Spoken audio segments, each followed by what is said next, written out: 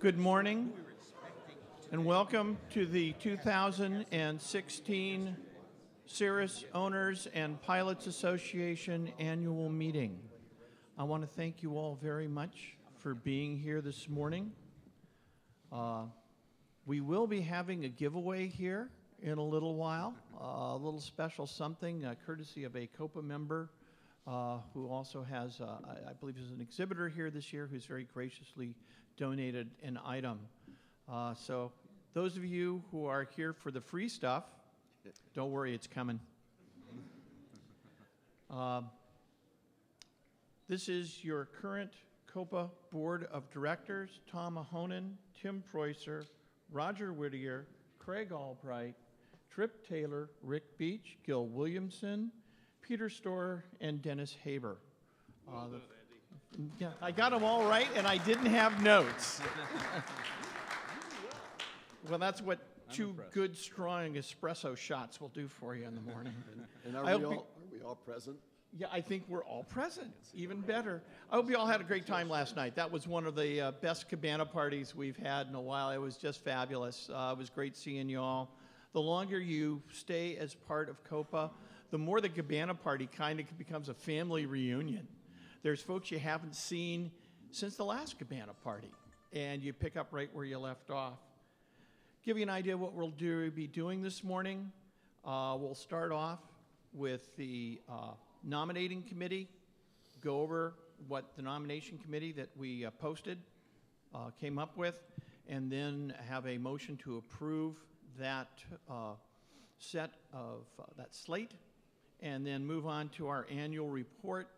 You can see we have a number of things to cover. We're carving out a special section to really make you all very well aware of the amazing progress that we have done with COPA University. Out of curiosity, how many people here have been to a COPA University CPPP in the last year? That is exceptionally gratifying. And then finally, I'll have a few closing remarks. And then we'll be out of here in time to take a quick coffee break, a bio break, and be back for our very special presentation today on what happens when everything goes sideways with you in the cockpit. So we'll start with the nominating committee. This was headed up by COPA Vice President Roger Whittier. We have three of us timing out this year. Besides myself, Dennis, and Craig, it's time for us to hit the bricks. We've been around long enough to have done what we can for you folks, and it's time to bring in some new people. Jerry Seckler, I think most of us know Jerry, graciously took over the nominating committee, went out, found some COPA members just like yourselves to help him go through and look at folks who had offered themselves up, some who were approached. And the nominating committee for this year have picked Bill Myers, Scott Williams, and Jim Ratley. Could you three please stand up?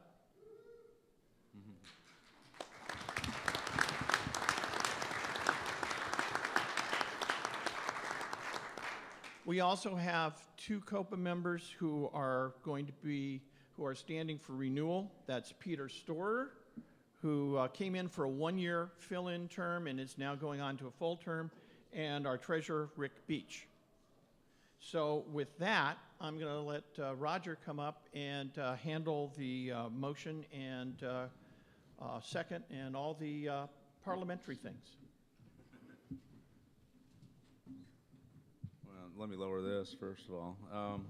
Welcome everybody. I think Andy has done a wonderful job of describing the event. I would like to point out that Dr. Seckler has agreed to be our standing committee chair for the next several years to help in the search. If at all anybody's ever interested, contact Jerry. He keeps a list of names. He put together a wonderful team.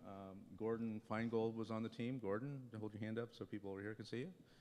Gordon's one of our early directors of COPA, and he may not fly a Cirrus, but he still comes here to Cirrus parties, so we appreciate it. Thank you. The other member of the team was Jason Price. Jason is a Platinum CSIP, runs a flight school out of Van Nuys.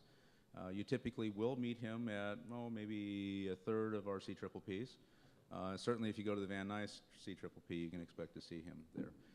They beat the weeds. Contacted more than a dozen people about their interests and skills and background. We had put together a pretty good list of the skills that we were looking for, and they came up with these three names. So what I'd like to do is ask for a second on the nominating committee's recommendation. I'm sorry, who seconded? Bob Gordon, right? Bob Gordon seconded for Peter. Okay, let's go ahead and move to a vote. Anybody, all in favor? Aye. Any opposed? Motion carries. Welcome, gentlemen.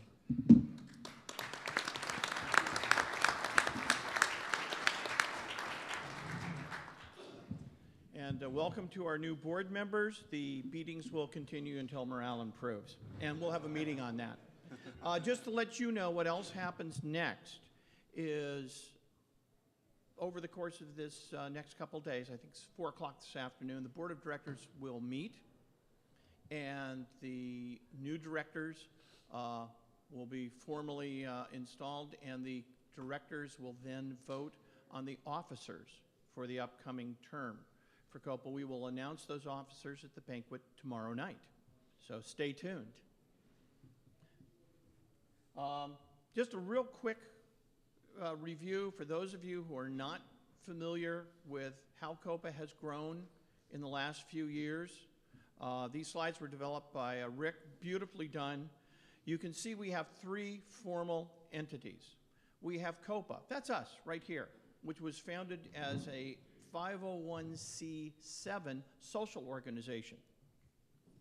When we started the COPA Safety Foundation as a way that when Rick and Bill King sat down one day and said, gosh, is there a way that people can give money, take it off their taxes to help support what we do? We realized we needed a 501c3 public charity. So that's how those two are separated by the IRS tax rules. Well, what else do we do? The directors sat down and talked about this way back at M11 in Mobile, and we recognized we needed somewhat of a liability isolation. So that's why now all of our training, like the CPPPs, things like that, all go with the COPA Training Foundation LLC, which is our separate entity. Yeah, the attorneys in here will know that everything can be challenged, stuff like that, but it gives us a certain amount of insulation. Should there be an unanticipated off-airport arrival, something like that, and that beat to heck old heifer suddenly turns into an $850,000 prize breeding Charolais. I've witnessed this, and anybody who's been to Fallon, Nevada knows what I'm talking about. So that gives you an idea, just a brief overview. Moving on to our financials, you can see our entity structure here. Again, this summarizes what I was telling you. We have various bank accounts in various things.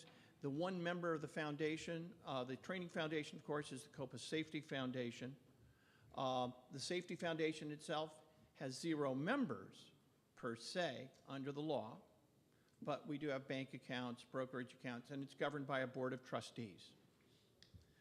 Within each organization, you can see a little bit of what we do. Each one is broken out. So you can see that we have some distinct responsibilities in each organization. And that goes to what I had mentioned earlier. Here's the good stuff. And I'm going to ask Rick to comment here shortly as we go through. Here's the very good news. COPA is financially sound. These are pretty much rough numbers, right, Rick? As far as the 750, 50, 200. Appropriately conservative. Yeah.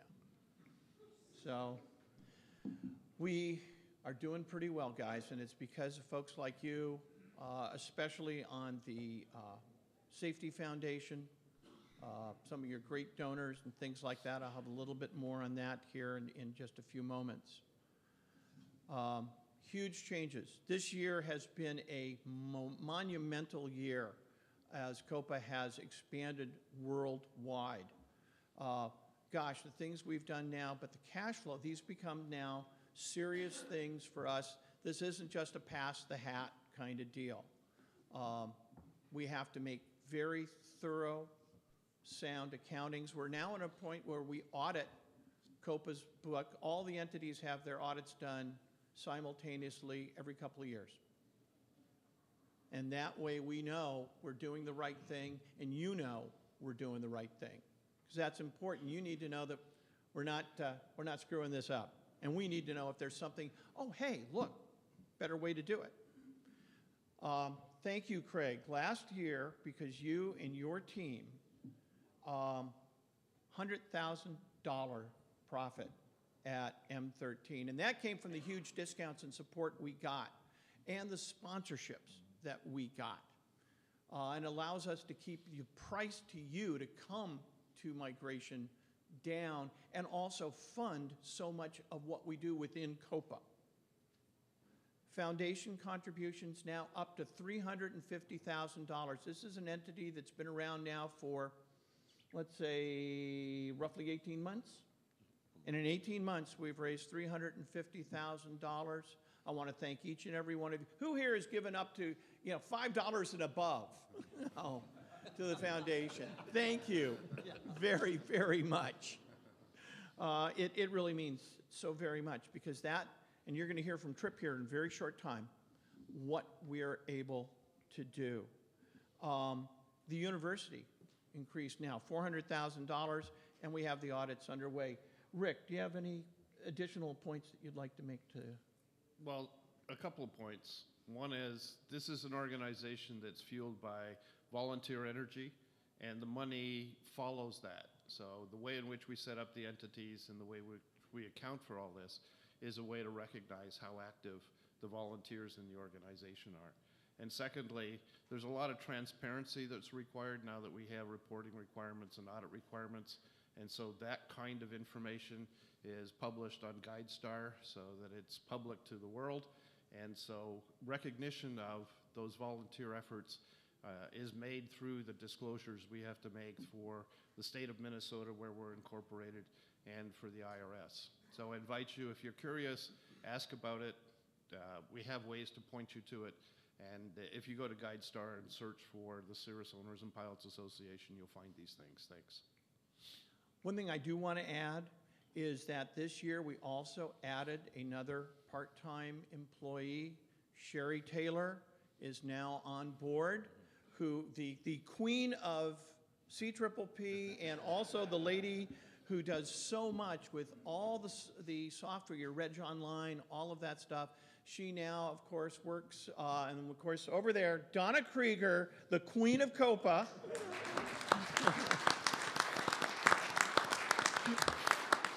The long-term corporate memory, the one who does remember where everything is.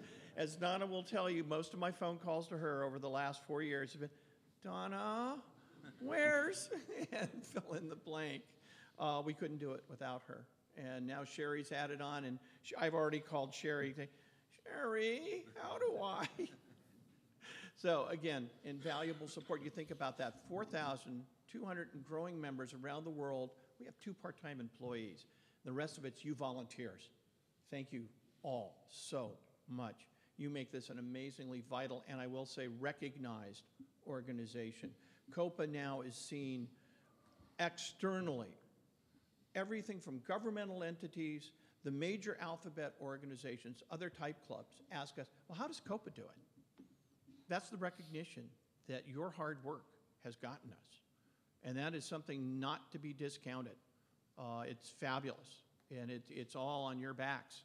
All y'all who volunteer and stuff, you've made this organization what it is. And you've also done something else.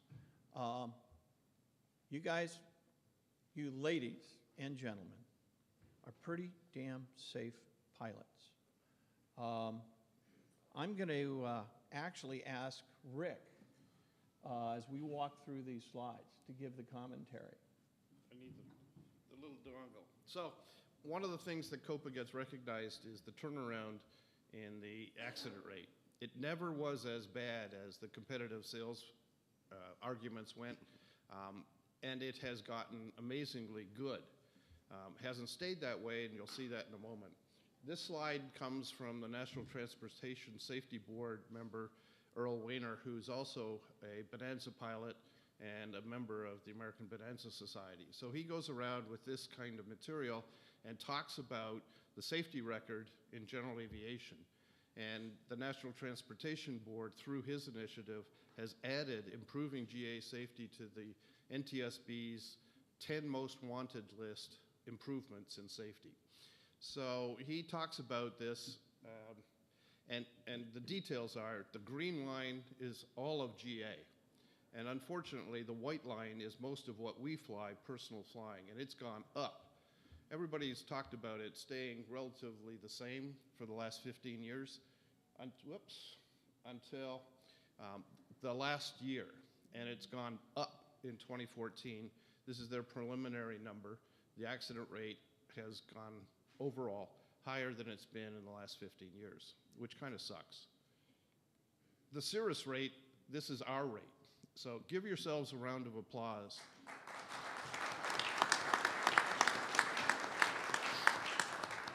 There are many reasons for this, and lots of people can buy beer at the bar and talk about it. But the reality is the leadership of the people in COPA have resulted in improvements, pre-flight planning with the CDM, in-flight planning with the critical decision with CPPP, the expansion of COPA University. We've made changes, and it's had an impact. And interestingly, that's while the fleet grew from 1,000 planes to 6,000 planes.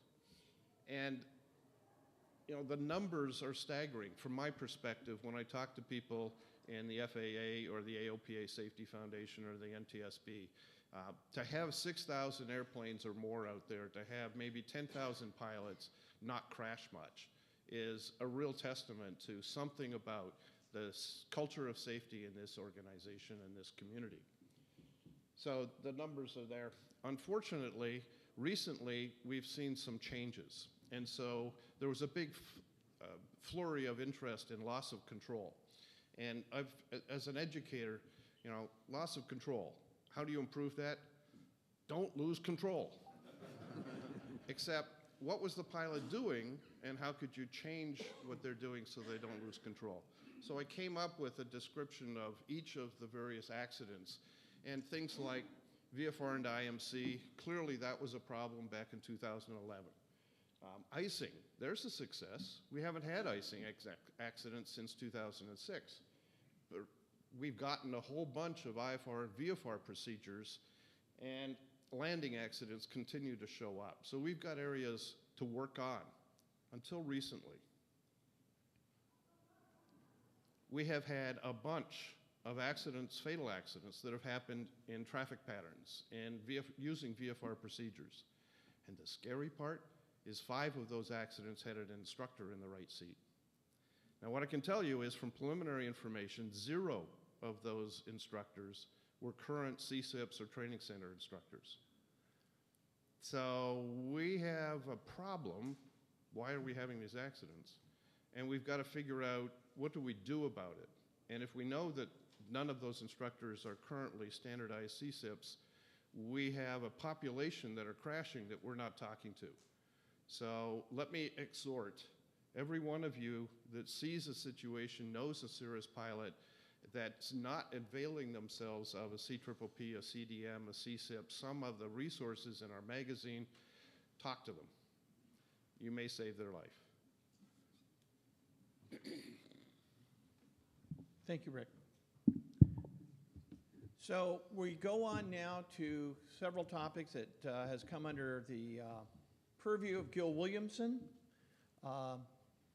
We want to look at our membership right now. You see a very nice set of numbers there. Now, this is all because of work. We looked back in 2012 at our membership numbers, our growth rates, and said, we can do better. So we went out with some efforts, including direct mails, but also we decided we need to do more. People like to get together. People like to fly in. People like to get together with other Cirrus pilots, kind of like last night. And we developed Our enhanced training, COPA University course has now added a lot of value. Regional events, we resurrected, or not resurrect, revitalized the regional governors system, the regional events. How many's been to a regional event this last year? Those of you who haven't been, you need to go. They are loads of fun. And we want to thank, we've gotten incredible support for the regional events from Cirrus Aircraft, regional sales folks. I think we have at least one regional sales guy in here. Good morning, Gary. Gary Black, who here has at some point or another either bought an airplane from Gary or talked to Gary about buying an airplane. They don't really need the other sales guys, Gary. They got you. Our Member Advantage program, which Roger Whittier got started. Gosh, there's some real savings, some really good deals. We'll talk about that here in a little bit. The COPA store. Who's bought something from COPA store? Buy more stuff. And you'll take a look. Phil, the mannequin, will be outside modeling the new COPA shirt. Phil came with me. I put him in the right seat of my Cirrus flying back from Dayton the other day. I was looking for an airborne HOV lane, but couldn't find one. We've improved the web. Yes, we have improved the website. A lot of that goes to somebody who will be honored at the banquet tomorrow night. We added more outreach now. Part of it, as Tim Preusser pointed out to me, we have a door. If you knock on the door, we open it, say, come on in, enjoy it. But how many people know the door is there to knock on? And that's how using things like the mailings, all of that, you all are responsible. How many people have walked up to a Cirrus pilot who is not a COPA member and talked to him or her about COPA? You are the reason we're getting more people. You're telling them, here, go find the door. We want you to come on in. We have the web on-ramp now. Who joined here in the last year? Very good. You guys find the stuff, the web on-ramp, all the other, the emails and stuff that went out to you. Did that help you get into the community? Did that work for you? Great. And of course, the Join COPA cards. And the result has been pretty darn gratifying. These are our efforts over the last few years. Yes, there was a drop-off when COPA 3 came on. Let's not even kid about that. But we came back from that. We added the convenience billing. More things to do, more stuff to go to, more cool COPA store things to buy. We started the web pages and the cards, and you can see the trend is very gratifying. In the last 4 years, COPA has grown 31%. That's one heck of a number. The cancellations are down. As I explained on the forums back in just last year, Gil did a statistically valid survey. We found most of the people who leave COPA either are no longer flying, sadly. They have left flying. Many lost medicals or for whatever reasons.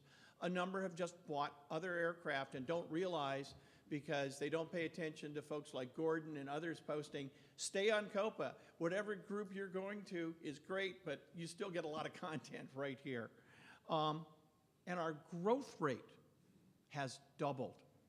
And again, that's because of you all out there talking to non-COPA member Cirrus pilots and saying, how could you not belong to COPA and own a Cirrus? And so you guys, you're the reason we're growing. You're the reason. Your enthusiasm and dedication is key to the continued growth that we have. So you keep those cards, slide them into door seals all over the place. Sometimes I hear from COPA members, so I see you were through. Yeah. You put that thing in my door. Yeah. I already belong. Yeah, well, give it to somebody else.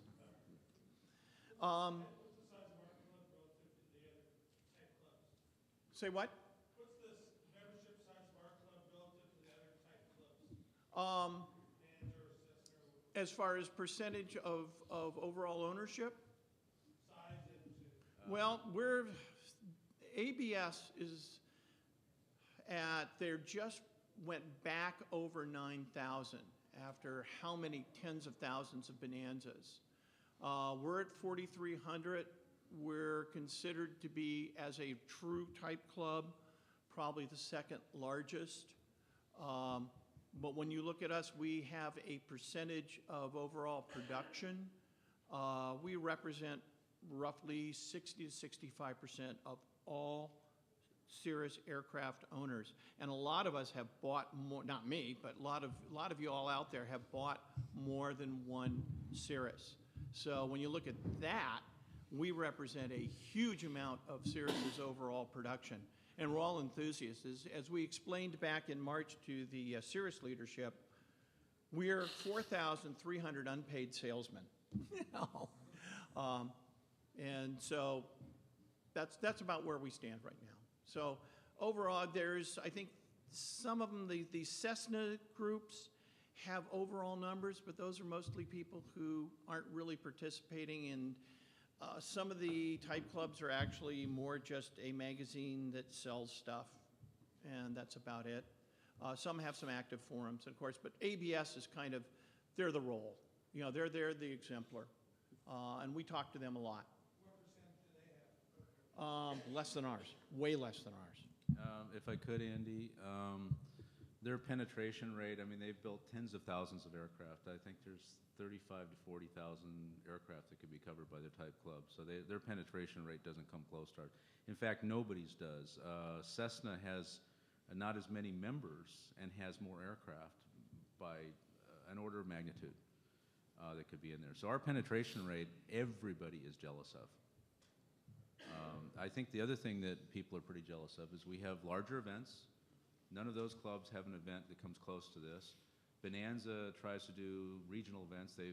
Maybe in total they get close to us, but they have twice our members. So we are a much more vibrant organization. We have a much higher participation rate as a percentage of production that's built. I think when you look at almost any metric, I mean, if you look at the number, if you go look at IFR stats and the number of Cirruses flying, the number of Bonanzas flying, you'll find there's more IFR filed Cirruses in the air at any given time than Bonanzas, even though they have 4 or 5 times our numbers that could be out there. So we're really the active club that's going on. Yeah, and in addition to that, before we go on, like I say, we're getting recognition outside of GA or within the larger areas. COPA belongs to the Type Club Coalition, which was put together a number of years ago by EAA. It's kind of had some varying missions, but it's solidifying now. We have one in-person meeting at Oshkosh every year. This year, we did a presentation. I did a presentation on our safety programs, including COPA IT. We were talking about loss of control, and I introduced them to the concept that Tripp will explain more, the command and control course. That, I got buttonholed by Earl Wiener and another NTSB guy right after that presentation who wanted to know more right away. Command, you know, the whole idea that you lose command before you lose control, that really got their attention. Nobody else had even mentioned that. Nobody else even had conceived of that. So that idea was born right here in COPA. So it's real. You just sit there and you shake your head and go, we must be doing something right. We just need to convince all those who own Cirruses, who don't belong to COPA, why they need to belong to COPA. And that, a lot of that lies with you to keep talking it up and explaining it to them. Regional events have blossomed, I don't want to say exploded, that's a loaded term, but have grown considerably. Just take a look at this slide. This is just some of the stuff we've been doing. This is an amazing slide. We were the first organized group into Cuba. Go to the Cuba presentation. We were the first. We led the way. We had some individuals, including members here, who went in individually. And where's Jason? The salsa dancing crowd. Yes, yes. But we were the first actual type club to go in there. Yeah, one of the things we probably don't blow our horn enough, but that's okay. We know what we do.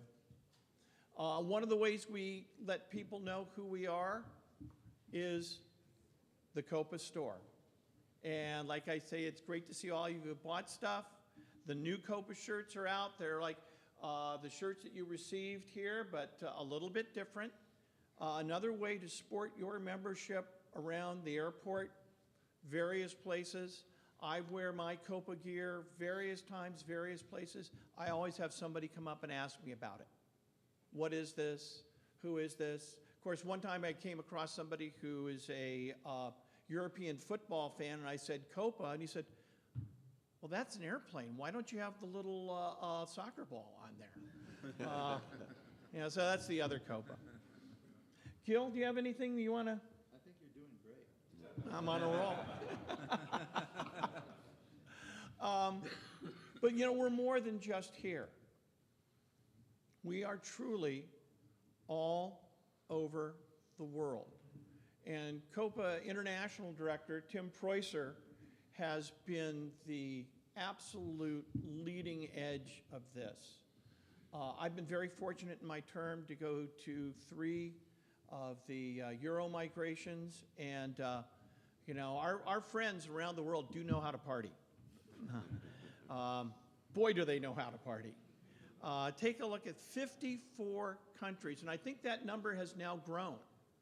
I think that, we have China in there. I recently saw a number of aircraft on the ramp at Cirrus, and they were headed for China. I'm not sure. Gary, were they going to be flown over, or are they going to be shipped over? I don't know. How could you not know? You're Gary Black. On the tour, they said they were going to. Okay. That's a pretty outstanding number. And you look at of the over 6,000, you've got 1,700 and probably now growing towards 2,000 aircraft in Europe and other parts of the world. We have 400 plus members in Europe now, and about 240 members outside the Europe and USA. I sometimes think at least 300 of those 240 are all in Australia. Our Aussies are great. They keep saying, well, have a migration in Australia. I say, yeah, but I can't get 150, 250 airplanes fitted with tanks to make the slog, and I think we'd overwhelm them in Tarawa. But there are challenges to our international or outside of North America stuff. Decreasing memberships. Tim, do you want to address some of that a little bit?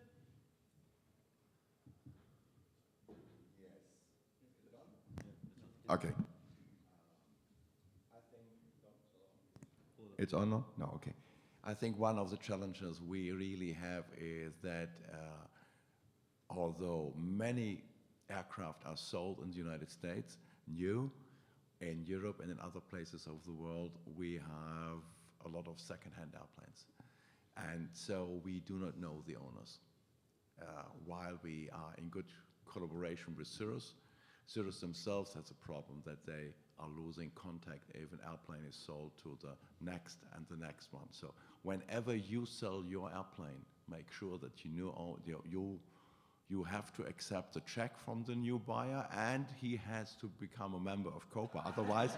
Otherwise you will not hand him over the keys of the airplane. So if you would all do that worldwide, then we would have a much better penetration. So one of our big problems outside the United States is that we are losing track of the owners.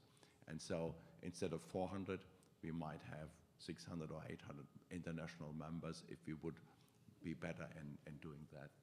So on the other side, we have quite a increasing number of international activities. So CPPs are this year in Europe and also in Australia in November. The migrations, CDMs, and that stuff we will be working on in the future. Thank you. There is the fun part. Who here has been to a Euro migration? More of you need to go. Trust me on this. These are amazing, amazing programs. Lots of tours, social events, a chance to meet your fellow pilots and learn about what they do and how they fly and where they fly. And they are in some staggeringly wonderful places to be. It's just, I can't say enough, and oftentimes you'll have an opportunity to fly in that area. And that's just great. Go over commercial, find your way there, enjoy the time. It will be well worth it. Take your spouse or partner. They will thank you. You'll be a hero. It's just great. You saw the stuff that I wrote about the significance of our Kalamata event this year. We really did help lead the way in opening up a region and an airport in Greece to general aviation. They were very impressed with all the Cirruses, and they were very welcome and opening. Greek hospitality is legendary, and they lived up to it 2 times over. It was fantastic. We truly were a globe-trotting outfit. We wanted to remind our COPA member there on the left, Chris, and I always do a terrible job with Chris's last name. Leondopoulos. Fantastic COPA member. He led the way on that, and gave him a true way to, at least from his office, to circumnavigate the globe, because of course we had Joey Mack there on his way around the world. Lots of training goes on in Europe, and also now coming up in Australia. We're going back down there. Some great events and great turnout. So, as Tripp will explain to you, the Copa University CPPP program is truly worldwide. And he'll explain that a little more to that to you all later. Moving on now, cost of ownership. How many here is a cheap pilot? Not a chief pilot, a cheap pilot. And we do work very, very hard with that. That's been Roger. And also the Member Advantage Program. How many here have taken part in the Member Advantage Program? Jeppesen and some of the other ones. It has been a great success since we started it. We have more and more folks approaching us saying, how can I get involved? How can I make this part of what I do? It does require win, win, win. Members have to win with significant measurable discounts. The vendor has to win by getting more people, and a number of them have helped the foundation win by making a charitable deduction, a deductive donation to the COPA Foundation. And that's really very, very nice. This year, of course, Steel Aviation, Aviation Tax Consultants, AeroV, who just saw the Aviation Weather Workshop discount that's coming up for COPA members. That's going to save me some money. I sure use it. We got more stuff coming. We have the more cool deals. And this just now, Roger, I'm going to let you talk about the breaking news that just happened last night at the Cabana Party. With some arm twisting. Slim, I think Slim's in the audience. Slim Morgan. There he is. back Slim, there. our man. So you're going to get... They're still working through some approvals, so I can't, and Slim can't share with the details of the discount. But what's really going to happen is you're going to see a lot more bundles. Today we have sort of limited bundles, and some of you have to take products you don't necessarily want so that you can get the 12 for 15 program. There's more and more mixed cockpits coming into the Cirrus fleet. We have a lot of Avidyne upgrades and conversions, but you still have some kind of other gear in the airplane. I probably have the most mixed panel. I have Garmin, Avidyne, and Aspen, and which means I have to buy multiple databases. At any rate, Jeppesen hears that and is working on a mixed cockpit bundle. You're going to be looking at substantial savings, and watch the Jeppesen Member Advantage page. Within a matter of a few days, you're going to see some significant savings. So, thank you. So again, Thanks very much. And I will tell you, as a long, multi-decade JEP user, since Slim has come in on the consumer side, it has been a whole new Jeppesen. It has been fantastic to see there's relationship going from business to business to consumer. And that has been a total turnaround. And Slim, thank you very much. You and the rest of the team there at Jeppesen really have fought that one through and sold it, and we're grateful. Appreciate it very much. As Roger will tell you, cost of ownership it's like rust. It never sleeps. We're constantly dealing with it, constantly talking to Cirrus, going back and forth, trying to talk to some of the other component OEMs. We recognize now that we have a repository of knowledge within the organization that really makes us the experts on G1s through G3s, and also experts on G5s, but that's a current production item. And working back and forth with the producers of parts and things has been it's been both a challenge and a productive relationship. You have anything you want to add on that? No, that's good. Thank you. Okay. So, yeah, we're working on it. Next comes either everybody's favorite hobby horse, scapegoat, whipping boy, or best thing ever, IT. The online beatings will continue until morale improves.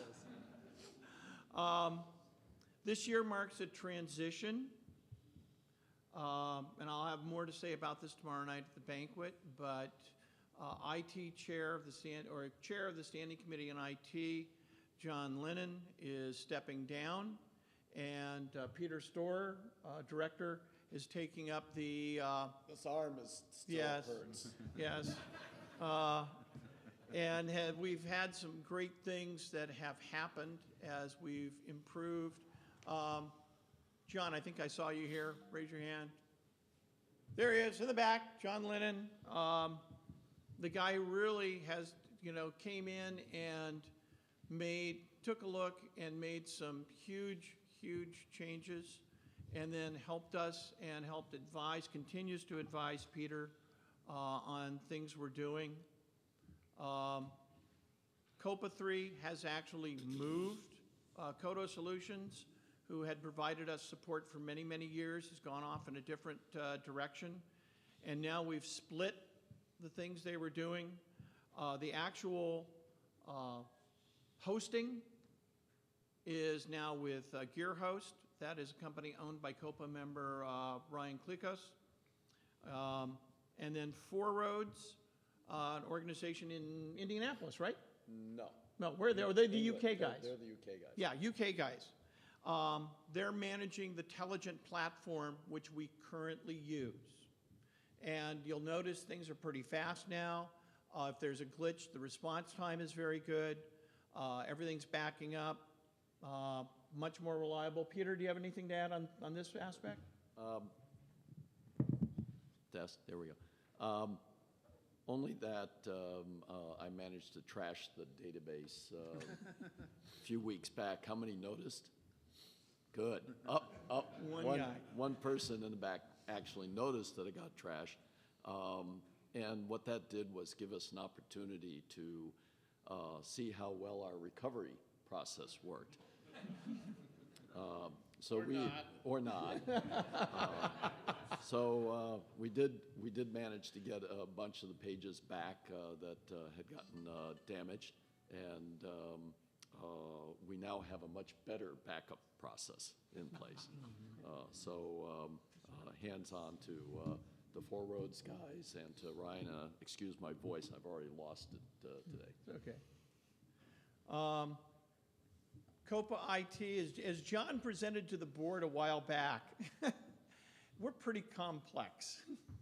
And that's one of the things that some upcoming developments and things are going to address. All the different platforms and software and stuff that we use to keep the COPA plane flying. And here are the folks who are driving the plane. How many of those people are here? Thank you guys Got a few. very much. Means a lot. You guys will get to join in the beatings, but appreciate you taking up the gauntlet very, very much. And of course, occasional stuff, you can see the list of those of us who they occasionally come to. So, you know, where is the IT platform headed? Brace yourselves. COPA 4 is coming. You've been warned. But we expect it to be perfect and seamless. And I can say this because I won't be around, trust me. But it's going to have some real significant improvements. And these guys, in Siri, all kidding aside, they are really working hard to make this really, really good. We learn from our experiences. Anybody who's been in IT in any form whatsoever over the past 3 decades, 3.5 decades, know you learn. And you learn more, and you learn more, and you learn more. We're going to make it a lot more seem both on the front end where you see it and on the back end where we're all trying to put everything together.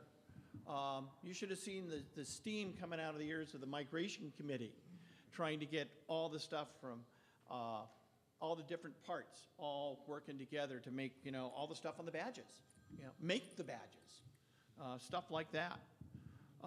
And for those of you who don't, please set your phasers to stun. Thank you. You can see some of the things. It's going to work, and they're looking for other ideas. And I know the committee, as they go along, will ask for some input from folks. Yes, red numbers. The best part is you can see this is an excellent illustration of how we're trying to get it all to work together. Just take a look at some of those things in there. Those are all the things that all have to work together to make COPA work. It's like what Mike Radomski, President Emeritus, told me many years ago about running migration. Be like a duck, calm and unruffled on the surface, paddling like mad underneath.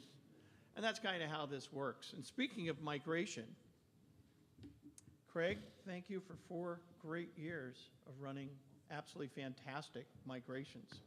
Appreciate it.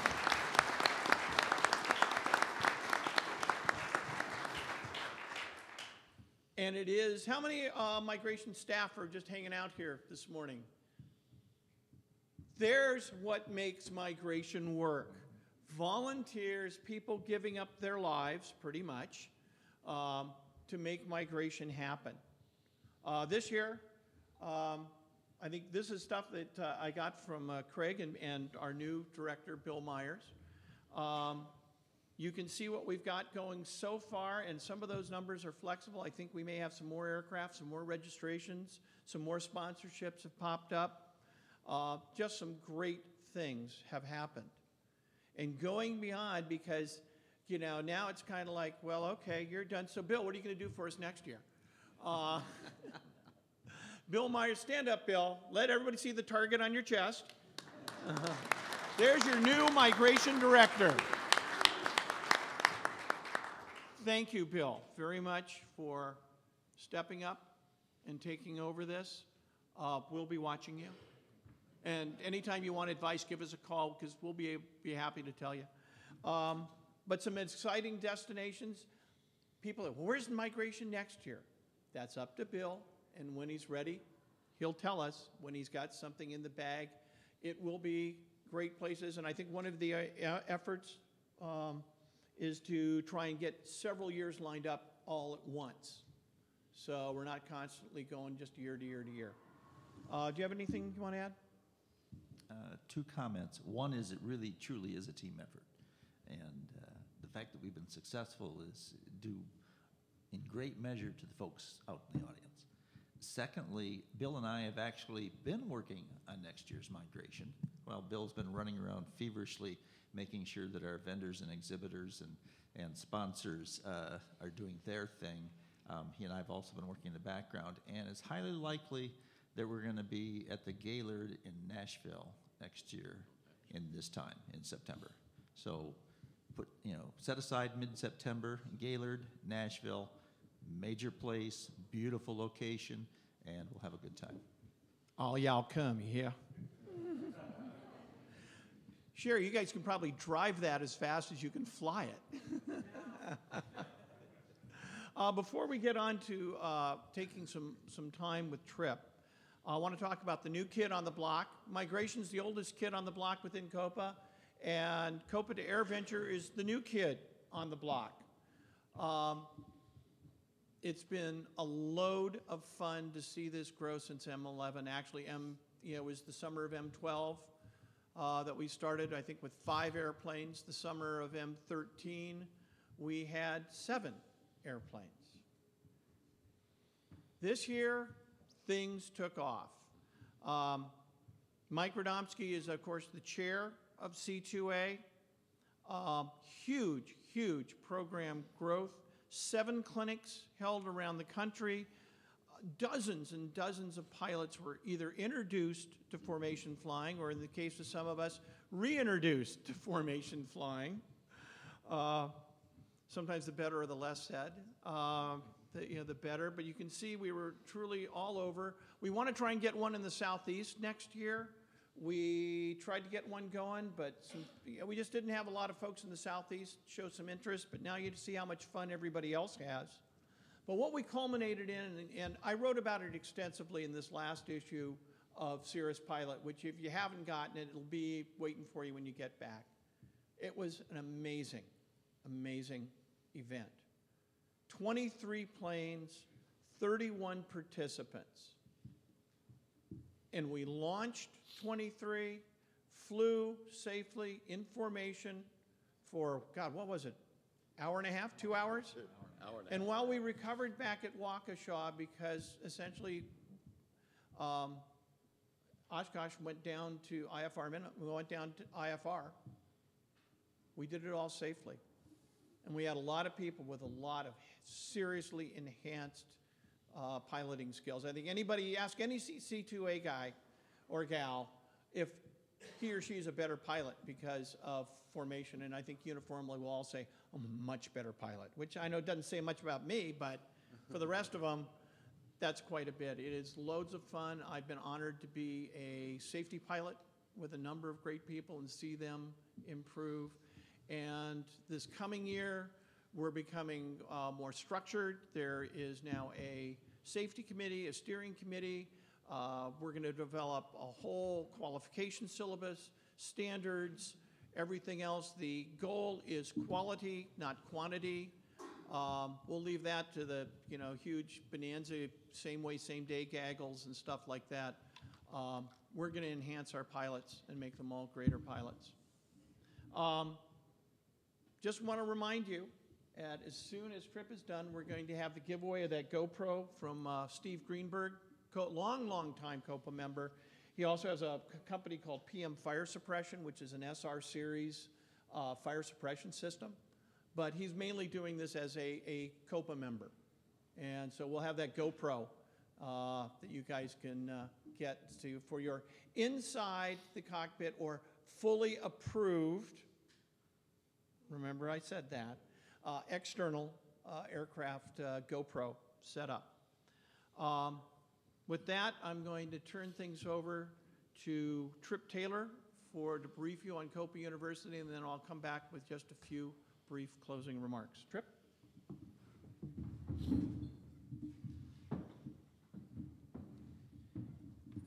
A few minutes ago, Andy mentioned how many of you are the chief pilot of your operation.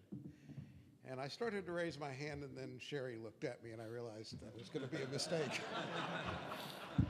So I'm a pretty good first officer, I guess.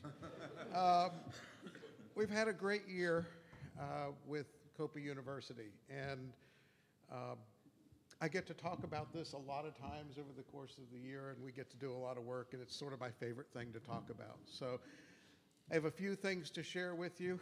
what I'd really like you to do is come to one of our events and experience COPA University. We're building a culture of safety by the variety of activities that we do. And those activities include things like CDMs and CPPs, and we're going to enhance that next year a little bit with some new things. I want to talk to you about the themes that we used within COPA University for 2016. Those themes were command and control. Our team looked at a series of accidents, and we said, you know, the thing that happens before a fatal accident is the pilot loses command of the airplane, but the airplane's generally still flying in a flyable condition for some time until the accident. Let's focus on that and try to leverage that time period. So that's what command and control has been about. We came up with a conceit that we call the 6 sacred skills, and I know it's corny, and I know you don't get a lot if you've come to CPP and you see what they are. Some of these are pretty advanced and pretty rare navigation techniques that you don't get asked to use every day. What we're trying to do with this is enhance your level of comfort working with the complexity of the navigation equipment in your airplane.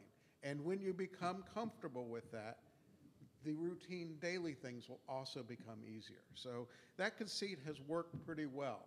And we've incorporated into all of our offerings the 6 sacred skills. We've done a lot of work on the weather training and expanded our weather courses. We have 2 courses on the different flight books, AeroV and what's the one we all use? ForeFlight, right? ForeFlight, yeah. And the other theme throughout everything we've done with COPA University is enhance our presentation graphics. And that sounds like kind of a boring thing. And to a certain extent, it is boring. But what we're preparing for is the future, and the future is some online delivery. And it turns out you've got to think about things like fonts, because the font that you just, you know, when you start typing on Word may not translate very well to a web page, and it has to be consistent. So we've had to be educated. We've spent a year getting educated about how you do things in a way that we've heard what people have said. We'd like to be able to sit at our computer at home, and when we're not on the forum posting about why we should do this that way or another way, we'd like to maybe learn something too. So we want to present a few things online. So we're going to do that. We're learning how to do that right now. I want to tell you a little bit about numbers for 2016. We're not through with the CPP and CDMs for 2016. We're still going, but as of now, we've had 602 registered participants for CPP events in 2016. You deserve an applause for that.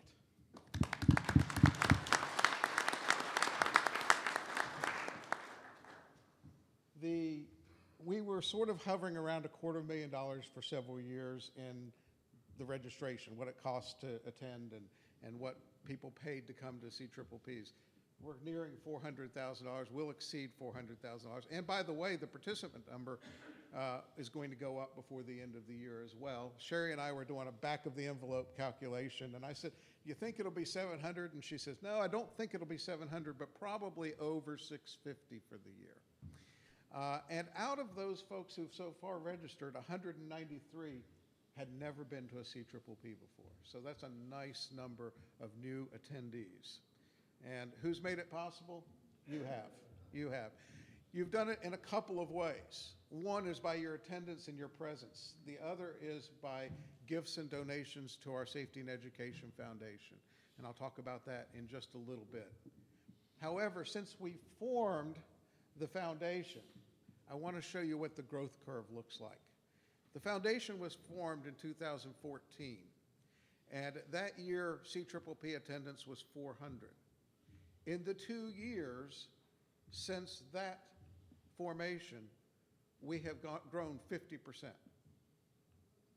And when Andy shows you the accident curve going this way for Cirrus and this way for GA, and you see the training experience and the number of people who have gone to training events go from here to here, I think you have your answer. I really do. I think that's where the answer is. We take this seriously as a group, and we're a large percentage of the Cirrus pilots out there. And when you do that and work in numbers like that, you get results. So again, you deserve an applause for your safety.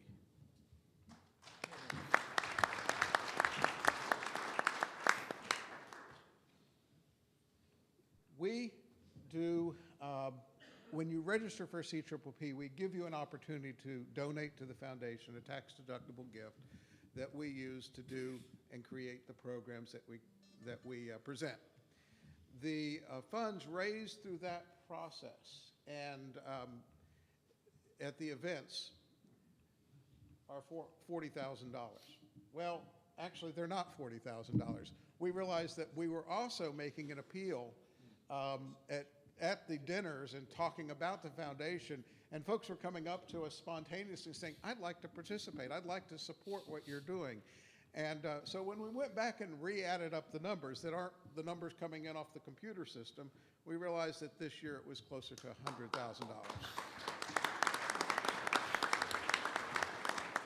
So great, we're raising money. What are you doing with it? You know, I mean, it's one good thing to have money, but what do you do with that money? Well, the first thing that we did is we asked the foundation to give the Training LLC a grant of $50,000 to create an online simulator laboratory.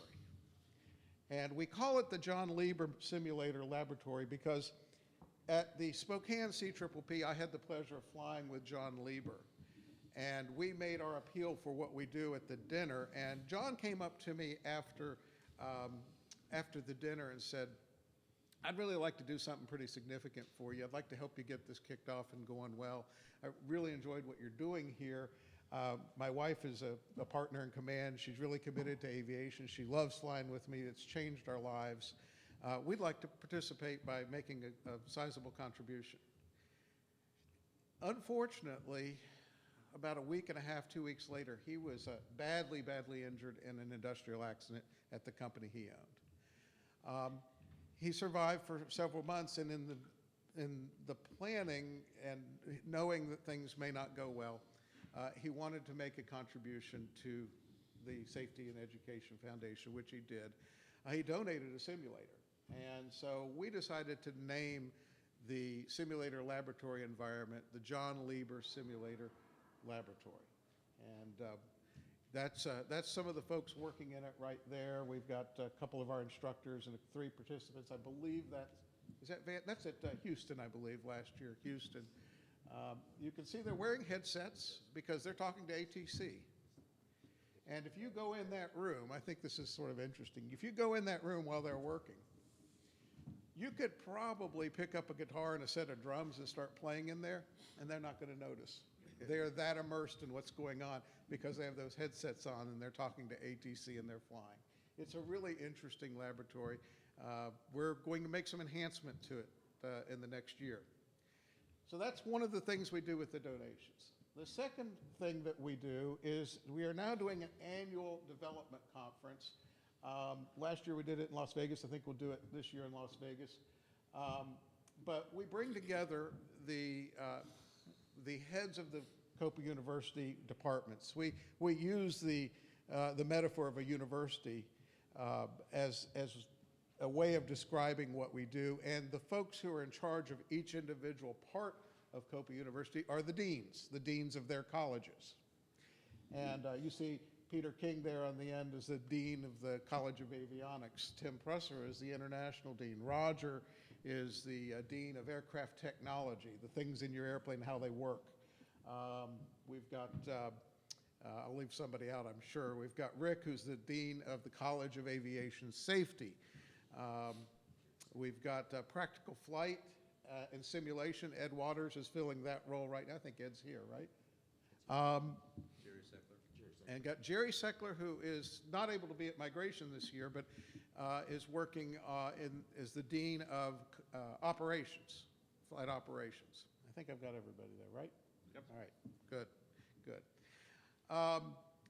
The other thing we do is we try to run our programs on a break-even basis. And that sometimes is a leap of faith because you have, well, for one reason, and I'm not going to fuss at you too much because I appreciate the support you've given us and everything you've done, but COPA members have a, and I understand why, habit of signing up late for things.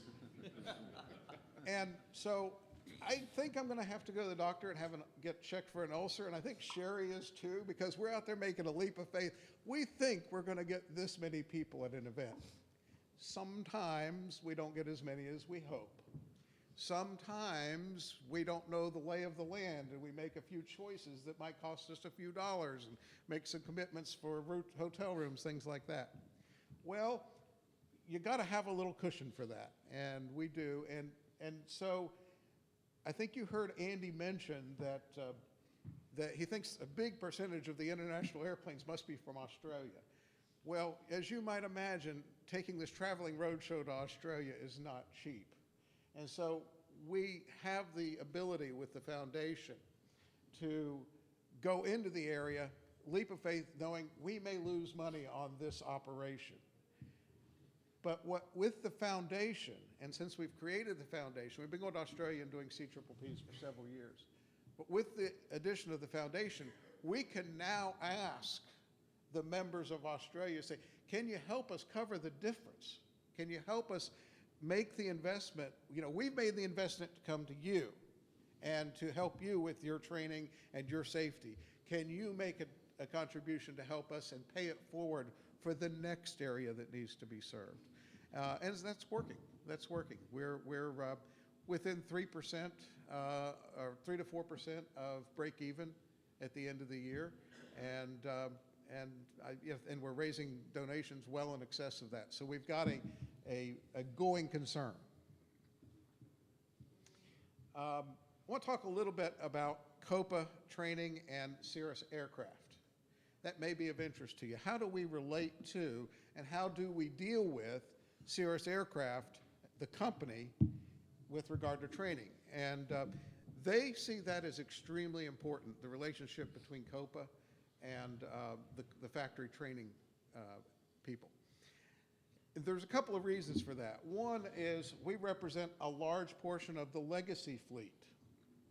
And they've been selling prospective airplanes now for coming up almost on 10 years. And a lot of us fly airplanes that aren't prospective. It turns out the folks who work at Cirrus don't necessarily have any non-prospective experience. There's a lot of folks that work at the factory who have never really flown the Avidyne equipment or don't fly it regularly. And so they have begun leaning on us for the knowledge and the deep well of experience to help them when it comes with training material and how they want to support these things in the training environment. And so that's of use to them and to us. We have a monthly call to coordinate our activities. We did an event in Mobile, Alabama at the invitation of Continental to work on unifying our engine management strategy.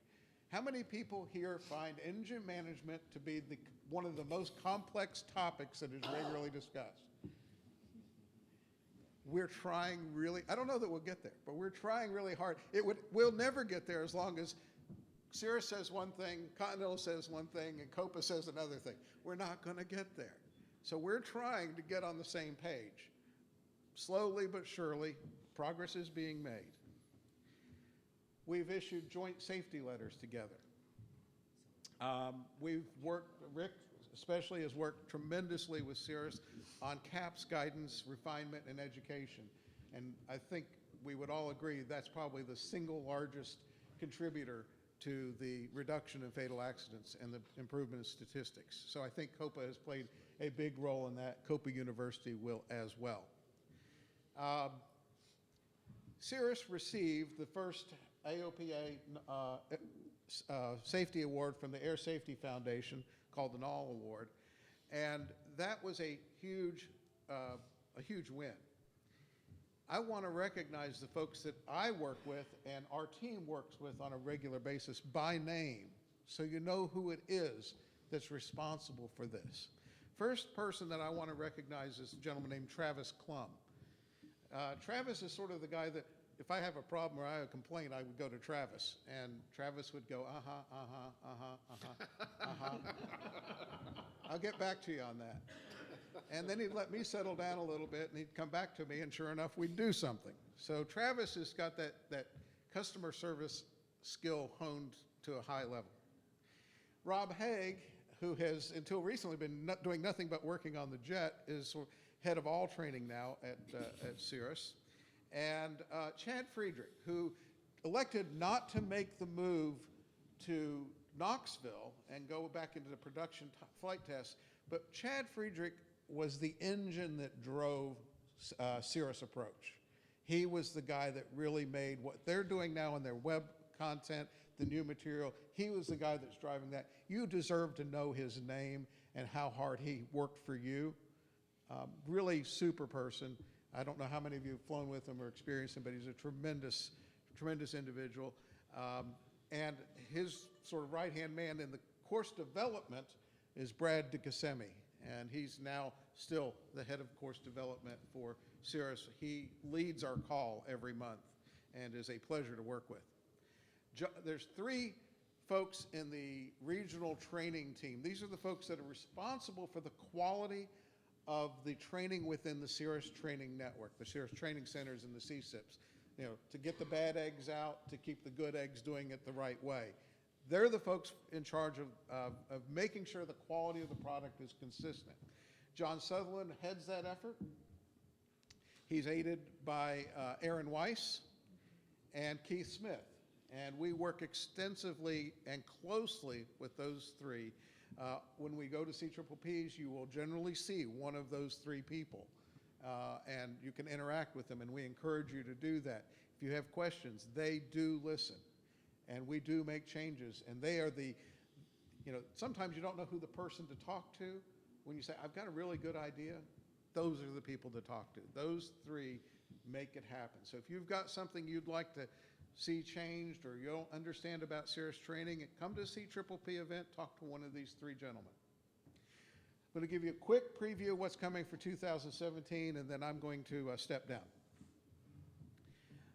We're going to put online courses in, and so we have selected a partner that at the next foundation meeting, we're going to ask for another grant to put in motion our online course development. We've identified a partner we would like to work with, and they're going to help us develop some content.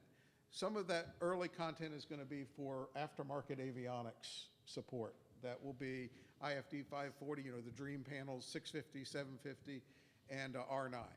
And we probably will put those online before we teach them in person. So there'll be 4 new ground courses, and they'll probably be avionics related. We are going to kick off next year. We have had a CPP in Las Vegas over the years. We've moved that event over to Palm Springs, and we've elected to do a ground-only CPP event in Henderson, and just beside Las Vegas.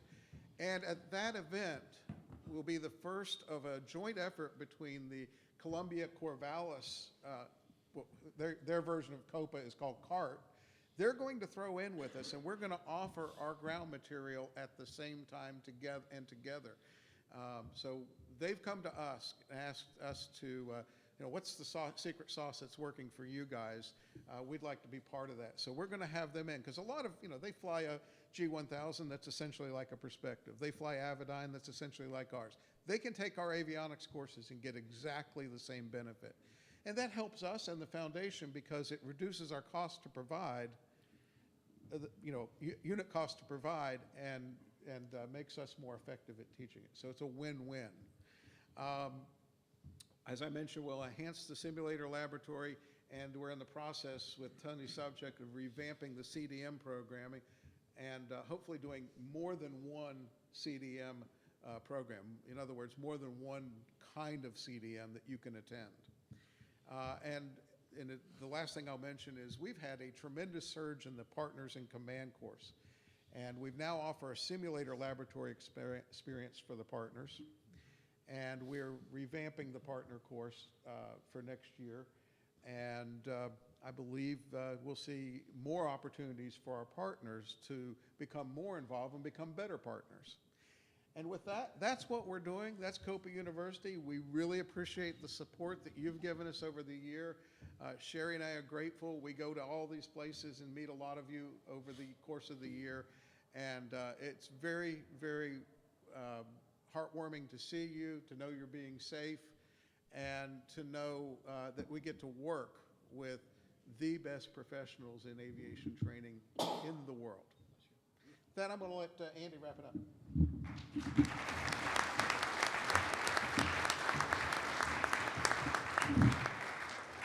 Thank you, Trip, very, very much. It's been a lot of hard work, and one of the ways that all this hard work, of course, happens is through your generous donations to the COPA Education and Safety Foundation. You'll notice everybody today is wearing their Safety and Education Foundation. It's a reminder. You'll see a lot of us having one of our donor pins when we're wearing that. And everybody who has gotten a donor pin, please wear it very proudly and encourage others to donate. When we started the foundation, we were also blessed with several very, very significant donations at our highest level from COPA members. Jim DeVries, the Gil and Joyce Williamson Foundation. How many people here parked at the FBO or ordered fuel from the FBO? That's Monaco Air Duluth. That is run and owned and founded by COPA member Don Monaco, who I see right over there.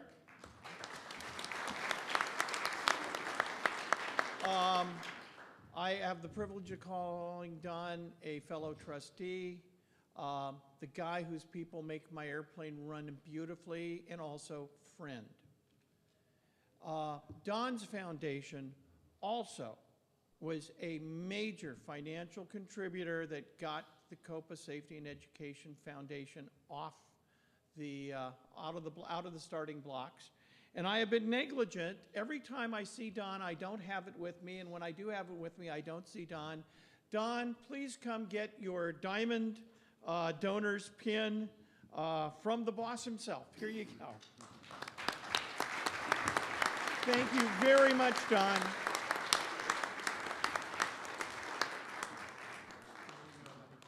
Thank you very much. So buy more fuel.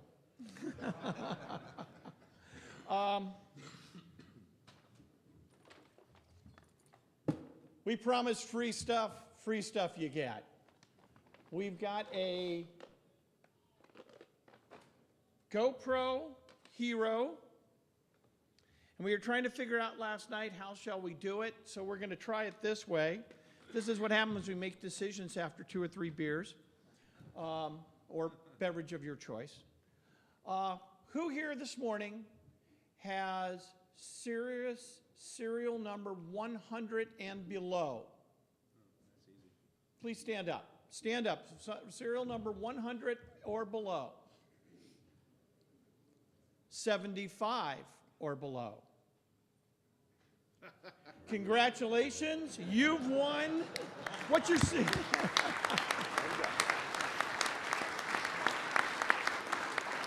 What's your serial number?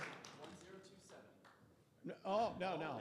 100 and below. No, it's SR20 started at 1,000. So he has oh, 27. Number 27. Okay. Okay. You got me there for a minute. Wait a minute.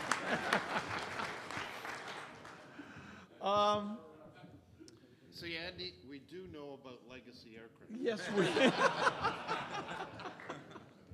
You know, I always wonder when you guys talk about six-packs, I never, until I saw a six-pack flying, when I saw the steam coming back out of the gauges. Yeah, it reminded me of the old, and I say this as a guy who also flies a 1968 Citabria, where the gauges are purely kind of decorative. Well, it sounds okay. It's been a fun ride the last 4 years. It's really been something. It is truly, as I wrote, a honor in the form of a privilege to have been selected and to have served as your president. I loved meeting you guys, hearing from you. Even if you called up to rip me a new one, it was a good call because I got to know you and I got to listen to you. And we got to share things. There were shared achievements, there was shared pain, there was shared opinions, thoughts, ideas. It was great working for you. It was very interesting working with Cirrus at their highest levels, working with an incredible board. Every achievement that you have seen has not been anything I did, it's what these people did. This is the reason COPA has grown, has thrived, and developed, and become what it is, along with the governors and all the other volunteers. You have built this organization. I just got to be the guy running around with the hell of a birthmark there. You know, but it was also fun listening to you, and you all gave me some great ideas that I shared with the board, and the board took. You know, we listened to you. You know, maybe sometimes we didn't do exactly what you thought we needed to do, but we did hear you. We did listen to you. And yeah, there were moments that I truly felt that I just was juggling either chainsaws or flaming bowling balls, and I'm not a juggler.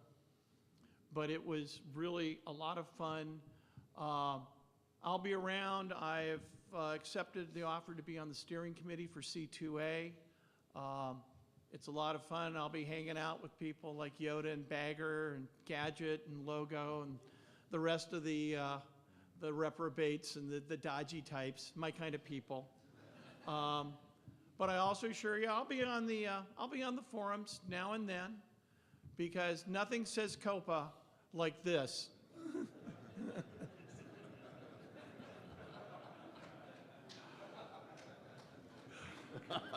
Yeah, you know. Is Brian Teresi here? But we do have our grammar corrector.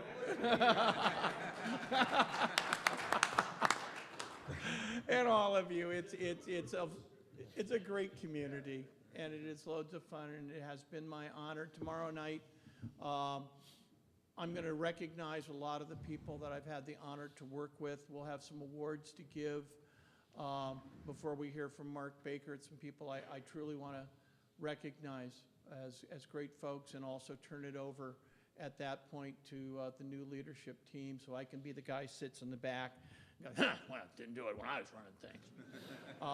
And with that, folks, we're going to get started again in a few minutes. Do we have any questions, comments, denunciations? We've got a mic right there. It should be on, or at least they were on. First of all, your spelling of the whole presentation was perfect. Great job. Oh, last says there was one, but we'll get that later. Hey, I want to, when we started out in 2001 with this thing, we had no idea that it was going to blossom into what it has become. And I want to also thank this board and all previous boards because having participated for it, it's so much work, but it's so gratifying. These guys do such a fantastic job. Just look at all of the programs that have been described here that have been put into a place. So one more time, I want to thank the board. Absolutely great. And on top of that, they got a lot of money. So my question is to the treasurer, Rick, how much of that $1 million in assets is cash, and where do you guys see that going? Do you have a budget moving forward to make use of that cash? You know, that's a good amount to spend. So that's my question. Good question. So the answer is the board has work to do to answer that question. Yes, it's all in cash. For those of you who have some ideas on how we could get a better return than cash, I'm all ears. But the board has some work to do, Gordon, to answer your question. So I'll just add one thing to that. We know COPA 4.0 is coming, and we generally spend money on IT tools. So we've generally built a cash reserve, then spent money, and then built it back up. We also have Trip has plans to spend money on our training environment. As those are probably the two big drains and the two things that you can expect to happen over the next couple of years, because they're programmed in, we're working on them, but we haven't set a budget for them. And actually, let me go back and correct it. It's not all cash, because actually some of the infrastructure is capitalized. Right. So, right. So I've never seen $1 million. I've just seen numbers like that. If anybody has $1 million, can show me what it looks like. I'd really like it. It looks like a new Cirrus. Exactly what it looks like. I will tell you, last night I had a face-to-face with Pat Waddick, and I told him that my idea that Cirrus ought to do a one-for-one swap out with no cash exchange. You just turn in your old one, get a new Cirrus, would help their production numbers. He said he'd think about it. But something about when hell freezes over. But hey, I made an effort, you know. Any other questions? Comments? Yeah, you just wait till I get on the forums. That's where you can let me have it. Okay. With that, then, is there a motion to adjourn the annual? We have one. Yeah. Okay, Penny, come on up. Is everybody that's been to is anybody here other than Gordon been to every migration? Stand up. Les, Gary, stand up. Here, here, here, here. And Mike Radomski next door has been too, so. And Laz has worn the same shirt. Yeah. I think Okay, there's a motion to adjourn. Is there a second? All in favor? Aye. See you at Dennis's thing. Thanks for coming this morning,